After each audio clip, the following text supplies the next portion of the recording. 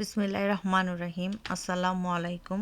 আজকে আমি খুবই সহজে খুবই মজাদার কাস্টার্ড বানিয়ে দেখাবো। এখানে আমি 1/2 লিটারেরও বেশি লিকুইড মিল্ক নিয়ে নিয়েছি।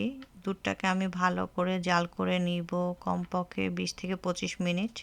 দুধটা ভালো করে আমি বলক তুলে নিয়েছি।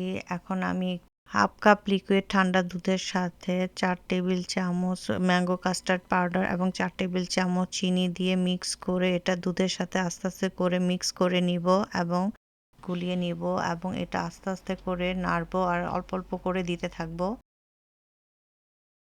কাস্টার্ড পাউডারটা দেওয়ার সাথে সাথে ভালো করে নাড়তে হবে, না হলে নিচে লেগে যাবে এবং 3 থেকে 4 মিনিট জাল করার পরে এটা ঘন হয়ে আসবে।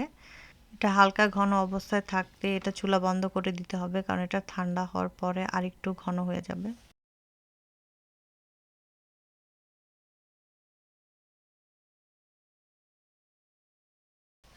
এখন আমি এটাকে ভালো করে ঠান্ডা করে নিব, তারপর আমি রেফ্রিজারেটরে রেখে দেবো 2 থেকে 3 ঘন্টা।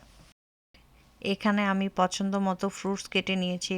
এখানে আমি 2 ধরনের গ্রেপস কেটে নিয়েছি, অ্যাপেল কেটে নিয়েছি এবং ব্যানানা কেটে নিয়েছি। এখানে পছন্দ মতো যে কোনো সুইট ফ্রুটস দেওয়া যাবে।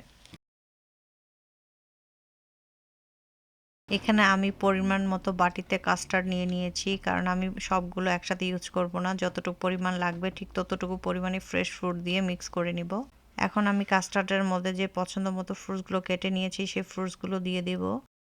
ঠান্ডা কাস্টার্ডের সাথে এখন ফ্রুটস কাটাগুলো দিয়ে আলতো করে মিক্স করে নিব। ইফতারের আগ মুহূর্তে মিক্স করে নিলে সবচেয়ে বেশি ভালো হয়, কারণ কাস্টার্ডটা ফ্রেশ খেতে সবচেয়ে বেশি মজা লাগে।